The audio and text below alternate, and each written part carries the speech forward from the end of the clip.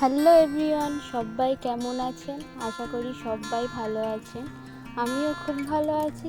চলুন আপনাদের সাথে একটা রান্নার ভিডিও নিয়ে চলে এসেছি, তাই স্কিপ না করে পুরো ভিডিওটা দেখতে থাকুন। অনেক দিন ধরে ভিডিও দেওয়া হয়নি, তাই ভাবছিলাম কি ভিডিও দেব। যেহেতু আমি সেরকম বাইরেও বেরোই না, তাই বাইরের ভিডিও দিতে পারি না। ঘরে তাই রান্না করছিলাম, ভাবছিলাম যে আপনাদের তাহলে রান্নাটাই শেয়ার করা যাক। তাই আমার দেরিও হয়ে গেছে, কীভাবে তাড়াতাড়ি আমি রান্না করি তাই সেটাই আপনাদের সাথে শেয়ার করছি। প্রথমে কড়াইতে তেল, নুন আর হলুদ দিয়েছি, দিয়ে আলুটাকে ভেজে নেবো। আর ওইদিকে মাংসটা ম্যারিনেট করে রেখে দিয়েছি, আদা রসুন পেঁয়াজ বাটা, টমেটো এইসব দিয়ে তেল দিয়ে আমি ম্যারিনেট করে নিয়ে রেখে দিয়েছি।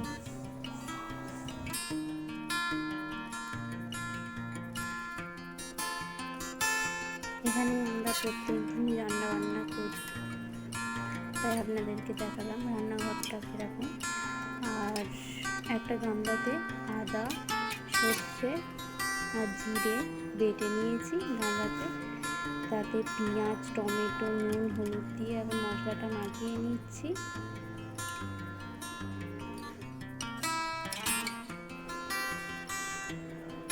তারপরে আলু আর নিয়ে মাছটা গামলাতে ভালো করে মাখিয়ে নেব।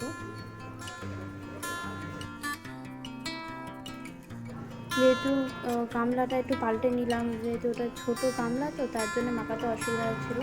তার উপর দিয়ে তেল দিয়ে দিলাম, দিয়ে এবার ওটা হাত দিয়ে ভালো করে মাখিয়ে নেব। আমার দেরি হয়ে গেলেই আমি এরকমভাবে করি, আপনারা কীরকমভাবে করেন সেটা আমাকে কমেন্টে জানাবেন। চলুন, আলুটা এবার ভাজা হয়ে গেছে, এবার থালাতে তুলে নেব। কড়াইতে তেল দিয়ে দিয়েছি, তেজপাতা, শুকনো লঙ্কা আর গরম মশলা, যেগুলো মাংসের তরকারিতে দিতে হয় সেগুলোই দিয়েছি। সেরকম কোনো রান্না না, মানে তাড়াতাড়ি করে করেছি আর মনে হলো আপনাদের সাথে শেয়ার করি, তাই ভিডিওটা করলাম। তারপরে টমেটো, পেঁয়াজ, কাঁচা লঙ্কা এগুলো ছিল, আর সবগুলো একসাথে তেলের মধ্যে দিয়ে এবার ভেজে নেব। আর ওইদিকে হচ্ছে মাংসটা আমি ম্যারিনেট করে রেখে দিয়েছি, আর মাংসতে যা যা লাগে আদা রসুন পেঁয়াজ এইসব বেটে নিয়ে আর ম্যারিনেট করে মাংসটা রেখে দিয়েছি।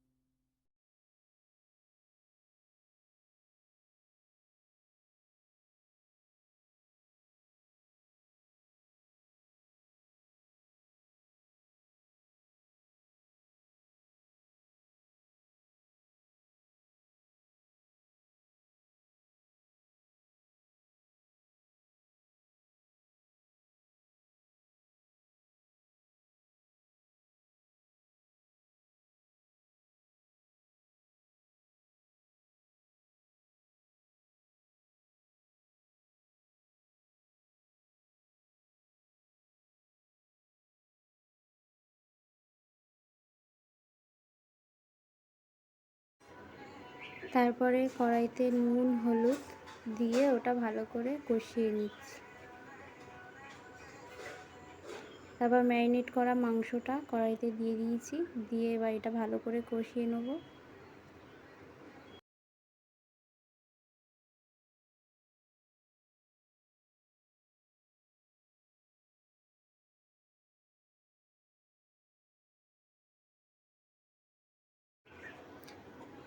এরপরে আলুটা মাংসতে দিয়ে দিলাম, দিয়ে এবার এটাও ভালো করে কষিয়ে নেব দুটো একসাথে। এদিকে ভাতটাও হয়ে গেছে, তাই ভাতের ফ্যানটা গালিয়ে নেব। আর এইদিকে নিংড়ে মাছের চচ্চড়িটাও বসিয়ে দিয়েছি। আর আপনাদের যদি ভিডিওটা ভালো লেগে থাকে তাহলে লাইক কমেন্ট শেয়ার এবং সাবস্ক্রাইব করতে ভুলবেন না।